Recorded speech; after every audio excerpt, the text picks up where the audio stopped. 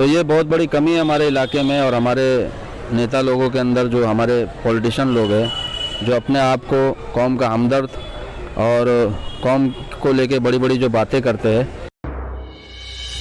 Hospital चालू होने के बाद उसको लावारिस की तरह छोड़ दिया गया है। जो हमारे पॉलिटिशियन लोग हैं वो ज़्यादातर बस गटर नाली चाली इसमें ही यहाँ के लोगों को उलझा कर रखे हैं। ना कोई एजुकेशन पे बात करता है, ना कोई हेल्थ पे बात करता है, ना कोई बाकी मसले मसाइल पे बात करता है। तो लेकिन फिर भी मेरे पीछे कुछ ना कुछ लगा है, लेकिन मैं किसी से डरने वाला नहीं हूँ। अल्हम्दुलिल्लाह वो अल्लाह की ज़ात है जिससे मैं डरता हूँ, बाकी इस दुनिया में मैं किसी से नहीं डरता हूँ। मैं अनीस खान और आप देख रहे हैं नुक्कड़ लाइव न्यूज़। गवंडी का हॉस्पिटल, जिसे शिवाजी नगर हॉस्पिटल से जाना जाता है, पिछले 1.5 साल से उसकी ओपनिंग हुई है और जब से ये हॉस्पिटल ओपनिंग हुई है काफ़ी विवादों में चल रहा है। कभी किसी काम को लेके और कभी ओपनिंग को लेके। ओपनिंग में भी कई सारे दावे किए गए कि हमने इस हॉस्पिटल को बनाया है। वहीं कई लोगों ने इसका अलग अलग तरीके से ओपनिंग करने का दावा किया। वहीं अब इसे काम को लेकर, जहां पे जो फैसिलिटीज़ को लेकर कुछ विवाद चल रहा है, कुछ मसाइल हॉस्पिटल में चल रहे हैं, जिसके बाद एक लापरवाही देखी जा रही है हॉस्पिटल की। और हमारे साथ इसी पूरे मुद्दे पर बात करने के लिए सोशल वर्कर आतिफ शेख मौजूद है। बात करेंगे। आतिफ जी, आपका बहुत बहुत स्वागत है हमारे चैनल पर।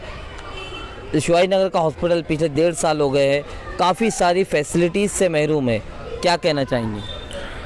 सबसे पहले मैं आपका स्वागत करता हूं और मेरी आवाम को अस्सलाम वालेकुम, नमस्ते।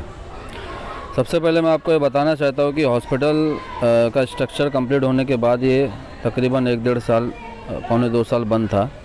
उसके बाद फिर मैं जब देखा और मेरे पास बहुत सारे लोग आए कि ये हॉस्पिटल स्ट्रक्चर कंप्लीट होने के बाद भी बंद है भाई, तो इस मुद्दे को आप उठाओ। तो फिर उसके बाद फिर मैंने इस मुद्दे को उठाया और काफ़ी 1 साल तक इसकी लड़ाई लड़ी और उसके बाद अल्हम्दुलिल्लाह ये हॉस्पिटल चालू हुआ। अब चालू होने के बाद भी बहुत सारी लड़ाई लड़ी गई हॉस्पिटल के अंदर फैसिलिटीज़ को लेके। तो उसके लिए भी पिछले 1.5 सालों से मैं मेहनत कर रहा हूँ कि इसमें सारी सुविधाएं आ जाएं। लेकिन मुझे हंसी आती है यहाँ के पॉलिटिशियन पर, जो जिम्मेदार है, जो कौम के नाम पे वोट लेते हैं, और यहाँ के लोग जो हमारी माँ बहनें हैं जो पर्दे में रहती हैं, उन्हें यहाँ से राजावाड़ी, साइन, भांडुप भेजा जाता है डिलीवरी के लिए। हमारे यहाँ एक हॉस्पिटल रहने के बावजूद उसका ऑपरेशन थिएटर चालू नहीं होता है, NICU की फैसिलिटी नहीं है, बच्चे रिस्क पे है, हमारी माँ बहनें रिस्क पे है कि अगर इमरजेंसी में उनको कोई भी बड़ा प्रॉब्लम हो गया, उनकी नॉर्मल डिलीवरी नहीं हुई, तो उनको जान का जोखिम उठाना पड़ता है और यहाँ से रिक्शा, टैक्सी, जिसको जो सुविधा मिले यहाँ से लेकर भागना पड़ता है। तो ये बहुत बड़ी कमी है हमारे इलाके में और हमारे नेता लोगों के अंदर, जो हमारे पॉलिटिशियन लोग हैं जो अपने आप को कौम का हमदर्द और कौम को लेके बड़ी बड़ी जो बातें करते हैं। ये एक बहुत बड़ा झूठ है। गवंडी के अवाम के साथ एक खेल हो रहा है। तो मैं अभी आपने बताया अभी कि मैंने भाग दौड़ किया उस हॉस्पिटल के लिए, तो आपको कहाँ कमी लग रही है कि क्यों इस तरह का अभी तक 1.5 साल होने के बाद भी इसके अंदर सारी फैसिलिटी क्यों नहीं हुई? जब ये हॉस्पिटल का स्ट्रक्चर कंप्लीट हुआ, उसके बाद जब मैंने इसके पीछे जब फॉलोअप लेना चालू किया, तो उस टाइम पे मुझे बोला जाता था कि भाई हॉस्पिटल चालू नहीं होएगा, इसके पीछे ये है वो है। कौन लोग बोलते थे सर? आम लोग, पॉलिटिशियन लोग भी, इवन जो जिम्मेदार थे वो लोग भी मुझे बोलते थे। लेकिन मैं अल्हम्दुलिल्लाह मेहनत करते गया और बहुत मेहनत और कोशिशों के बाद अल्हम्दुलिल्लाह ये हॉस्पिटल चालू हुआ। हॉस्पिटल चालू होने के बाद उसको लावारिस की तरह छोड़ दिया गया है। पहले हॉस्पिटल बनने के बाद भी लावारिस की तरह पड़ा था, जब हॉस्पिटल चालू हो गया उसके बाद भी लावारिस की तरह पड़ा था वो। फिर अल्हम्दुलिल्लाह जब हॉस्पिटल चालू हुआ, धीरे धीरे फिर फैसिलिटीज़ के लिए मैंने लड़ाई लड़ी और शासन प्रशासन, जो हमारे BMC के MOH, हेल्थ डिपार्टमेंट के, उनके पास जा कर कि भाई अब यहाँ पर ये नहीं है, वो नहीं है, डॉक्टर्स नहीं है, मेडिसिन। बीच में भी तो कोविड का मामला आ गया था ना? कोविड का मामला आ गया था। कोविड का मामला देखो, कोविड के लिए हॉस्पिटल के 7th फ्लोर है, तो कोविड का मसला नहीं था उसमें। कोविड के लिए एक फ्लोर ऑलरेडी रिजर्व किए थे वैक्सीन के लिए। लेकिन उसके अलावा भी तो कोविड में तो सबसे ज़्यादा बीमारी थी, सर्दी, बुखार, जुकाम, तो उस वक्त में तो सबसे ज़्यादा इसकी ज़रूरत थी। हमारे लोग यहाँ से साइन इतनी दूर भागते थे, इलाज नहीं होता था, ट्रीटमेंट नहीं होता था। तो बहुत सारे मसाइल का सामना करने के बाद अल्हम्दुलिल्लाह हॉस्पिटल चालू हुआ। फिर फैसिलिटीज़ के लिए मेरी बहुत सारी लड़ाई मैंने लड़ा अल्हम्दुलिल्लाह, और मेरी टीम ने भी लड़ा, इसमें बहुत लोगों ने मेरा साथ दिया। उसके बाद में जब ये हॉस्पिटल चालू हुआ, उसके बाद से लेके अभी तक यहाँ पर बहुत सारी फैसिलिटीज़ जो मेरे लेटर पे मैंने लेकर आया हूँ, उसमें से सबसे अच्छा जो काम हुआ कि यहाँ पर सोनोग्राफी की मशीन आई, और उसका जो टाइमिंग है वो जुमेरात, जुम्मा और शनिचर, ये 3 दिन यहाँ पर सोनोग्राफी की मशीन से आप जाकर फ़ायदा उठा सकते हैं, आप अपनी रिपोर्ट निकाल सकते हैं। उसके बाद दूसरा काम जो था कि ये हॉस्पिटल पहले 4 बजे तक चालू रहता था, लेकिन अल्हम्दुलिल्लाह उसके लिए भी मैंने फिर एक मेरे दिमाग में बात आई कि शाम के बाद तो अक्सर ज़्यादा पेशेंट हॉस्पिटल में जाते हैं, प्राइवेट हॉस्पिटल में जाते हैं, गरीब इलाका है अपना, और जिनकी डेली की दिहाड़ी या जिनकी डेली की मजदूरी 500-600 रुपया है, प्राइवेट हॉस्पिटल में जाके 500-600, 300, 400, 200 जैसी बीमारी 100 वैसा दवा दे देते हैं। तो बहुत तकलीफ़ों का सामना लोगों को करना पड़ रहा है। तो फिर मैंने ना बीएमसी के सामने, एमओएच के सामने एक मैंने प्रपोजल रखा कि आप ऐसा क्यों नहीं करते कि इसको 10 बजे तक चालू रखा जाए, रात के 10 बजे तक। तो फिर अल्हम्दुलिल्लाह उन्होंने बोला ठीक है, आप एक काम कीजिए, आप मुझे राइटिंग में लिख के दे दीजिए। तो फिर मैंने उन्हें ये राइटिंग में लिख के दिया, और इसमें मैंने 8 पॉइंट मेंशन किया, उसमें से ये 10 बजे तक भी था। तो अल्हम्दुलिल्लाह ये हॉस्पिटल 10 बजे तक चालू है। उसके बाद यहाँ पर टीबी का टेस्ट होता है, जो कि पहले शताब्दी जाना पड़ता था। टीबी का टेस्ट फ्री में होता है और उसका इलाज भी होता है। हार्ट, शुगर, बीपी, इसका भी टेस्ट होता है और उसका इलाज भी फ्री में होता है।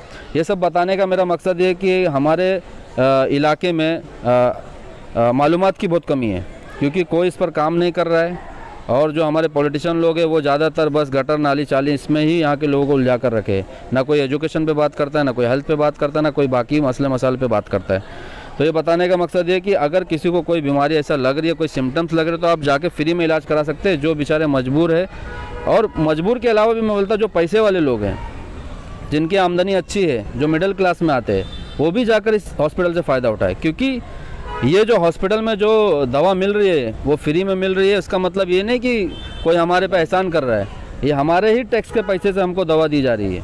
हमसे जो टैक्स वसूला जाता है हर छोटी से लेकर बड़ी चीज़ों पर, उसके बदले में हमें फैसिलिटीज़ दी जाती है, जो कि पूरी नहीं दी जा रही है। तो आप इससे शर्म ना करो, आप सब लोग जाकर इससे फ़ायदा उठाओ, क्योंकि हम फ़ायदा नहीं उठाते हैं। प्राइवेट हॉस्पिटल जाते हैं, उनके रेट बढ़ते हैं, और उसकी वजह से गवर्नमेंट की जो सुविधाएं वो हम तक नहीं पहुंचती है। तो ये सब भी आप टेस्ट वगैरह फ्री में करा सकते हैं। उसके बाद सोनोग्राफी की मशीन हो गई। उसके बाद एम्बुलेंस जो है यहाँ पे फ्री में मिलेगी आपको सुबह से लेकर शाम तक। 108 नंबर में 6 बजे के बाद जो है वो 108 नंबर अगर आप डायल करेंगे तो आपको फ्री में एम्बुलेंस मिल जाएगी। उसके लिए भी मैं मेहनत कर रहा हूँ कि शाम से रात तक भी एक एम्बुलेंस दी जाए। आज मेरी मीटिंग थी हेल्थ डिपार्टमेंट से, तो मैंने उनके सामने ये सब प्रपोजल रखा हूँ ऑलरेडी। उसके बाद यहाँ पर चमड़ी का भी डॉक्टर है, जो कि जुमेरात के दिन बैठता है। 12 बजे से लेकर कुछ 2-2:30 बजे का उसका टाइमिंग है। तो चमड़ी का भी अगर किसी को इशू है, जैसा कि हेयर लॉस हो रहा है या स्किन का कोई प्रॉब्लम है, तो आप जाके दिखा सकते हैं फ्री में। तो चमड़ी का भी डॉक्टर है, ये भी मैंने प्रपोजल दिया था। उसके बाद हमारे दवाखाने के अंदर जो भी मेडिसिन वगैरह है वो सब फ्री में लोग देते हैं, बाहर से लिख के नहीं। उसका हम लोग पूरा फॉलोअप ले रहे हैं कि कोई भी मेडिसिन आप लोग बाहर से लिख के मत दो, तो मेडिसिन भी आप वहीं से लो। तो ये सारी फैसिलिटीज़ जो है, नॉर्मल डिलीवरी वहाँ पर होती है। ऑपरेशन थिएटर के लिए आज मेरी मीटिंग हुई कि ऑपरेशन थिएटर कब चालू होगा। अभी मैं सुविधाओं के बारे में बता रहा हूँ, आप इसके बाद में मैं आपको बताऊँगा कि क्या चीज़ नहीं है और मैं आगे क्या करने वाला हूँ। क्या चीज़ नहीं है तो अभी आगे जो मेरा सबसे बड़ा मकसद है कि यहाँ पर ऑपरेशन थिएटर चालू हो जाए। ऑपरेशन थिएटर के लिए आज मेरी मीटिंग हुई, 15 दिन का उन्होंने मुझे टाइम दिए है। मैंने बोला आप एक टाइम बता दो, डेट मुझे लिख के दो कि ये दिन तक ये ऑपरेशन थिएटर चालू हो जाएगा। तो 15 दिन का उन्होंने टाइम दिया, ऑपरेशन थिएटर इंशाल्लाह चालू हो जाएगा। फिर हमें कोई टेंशन नहीं रहेगा, क्योंकि अभी मसले इतने आ रहे हैं ना कि डिलीवरी के टाइम पे अचानक नॉर्मल डिलीवरी नहीं होती है। तो हमारी जो माँ बहनें उनको यहाँ से भांडू मैटरनिटी डिपार्टमेंट का जो हॉस्पिटल है, मैटरनिटी हॉस्पिटल है, वहाँ जाना पड़ता है, साइन भागना पड़ता है।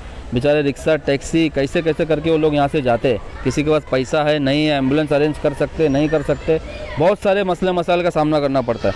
तो ऑपरेशन थिएटर इंशाल्लाह 15 दिन में चालू हो जाएगा। NICU के लिए भी मैंने बोला हूँ, जो बच्चे कमज़ोर पैदा होते हैं उनको एक कांच में रखा जाता है, उसको NICU बोलते हैं। उसके भी डॉक्टर नहीं है, डॉक्टर की भी कमी है, उसके बारे में मैंने आज जाके बात किया हूँ और आगे मैं अभी उसके फॉलोअप में रहूँगा कि यहाँ पर कैसा हर चीज़ के डॉक्टर होना चाहिए। तो NICU भी ये लोग बोल रहे हैं कि हम लोग को सिर्फ 2 से 3 महीने का टाइम दे दो, हम लोग NICU चालू करेंगे।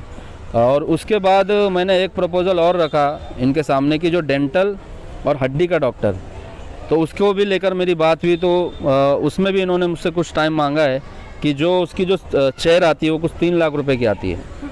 तो आगे का भी मैंने फॉलोअप उनसे जो डिपार्टमेंट से वो चीज़ आती है वहाँ का भी मैंने कॉन्टैक्ट नंबर लिया हूँ, और उसके भी फॉलोअप में लगूंगा, और डेंटल का भी डॉक्टर यहाँ पर आएगा, हड्डी का भी डॉक्टर आएगा। मेरा मकसद ये है कि यहाँ पर सारी फैसिलिटीज़ और सारे डॉक्टर जो भी बीमारी लोगों से जुड़ी हुई है उनके डॉक्टर यहाँ पर मौजूद होना चाहिए।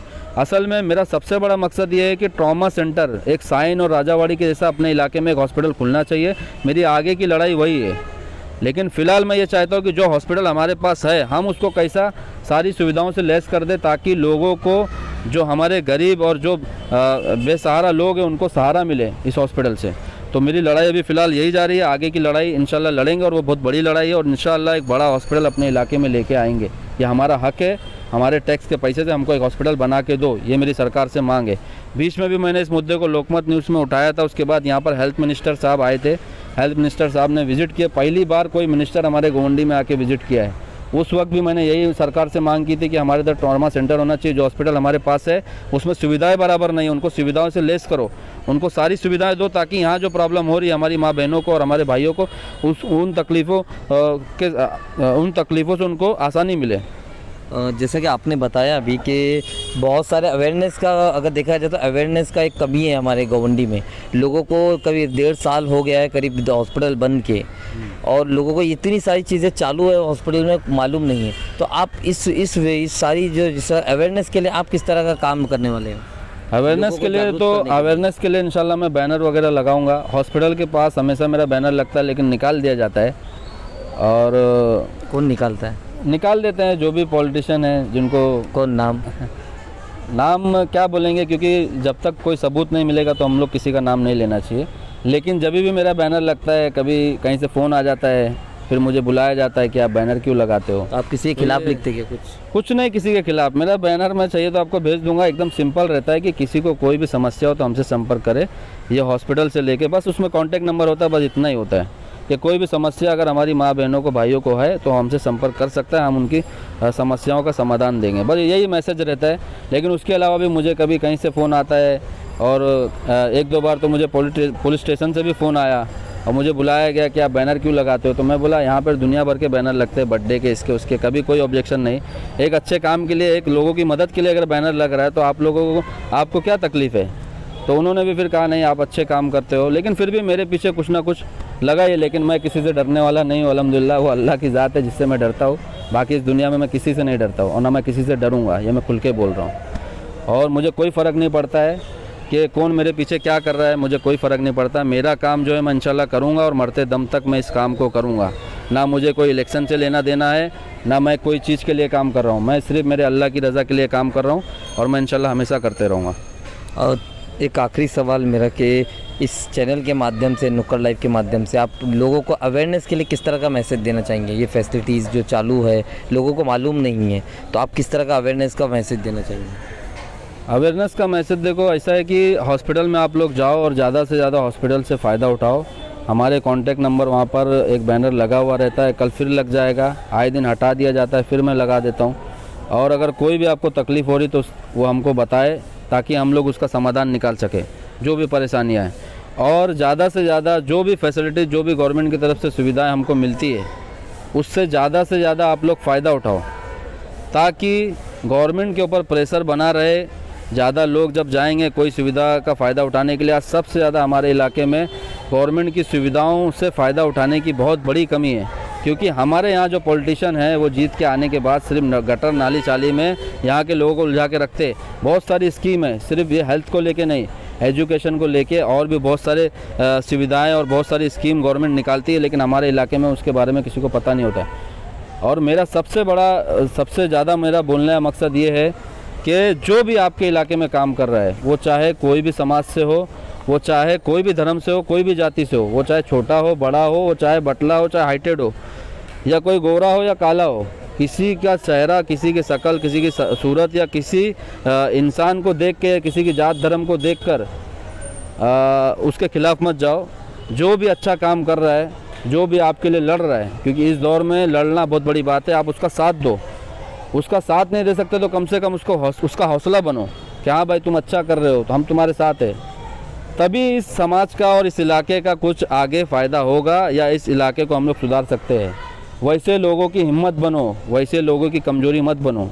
मैं सीधा बोल रहा हूँ क्योंकि हमारे इधर इस चीज़ की कमी है। बिंदास बोलो, बिंदास लड़ो। ये नेता लोग जो है वो हमारे वोट के मोहताज है, हम उनके मोहताज नहीं हैं, तो किसी से डरने की ज़रूरत नहीं है। ठीक है, बस मैं यही मैसेज देना चाहता हूँ लोगों से।